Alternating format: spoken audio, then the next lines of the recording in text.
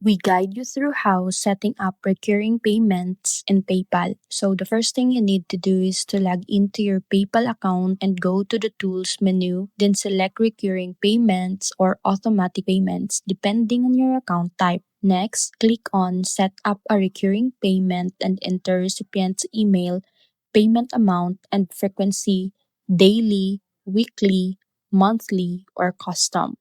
Then choose the start date and, if needed, an end date or number of payments. Review all details carefully to ensure accuracy, confirm and save the plan, and finally, you can manage, pause, or cancel any recurring payment anytime from your account dashboard under the same recurring payment section, making sure that notifications are enabled so you receive alerts for each transactions. This setup allows you to stay on top of your finances, avoid missed payments, and give your clients or services a seamless payment experience.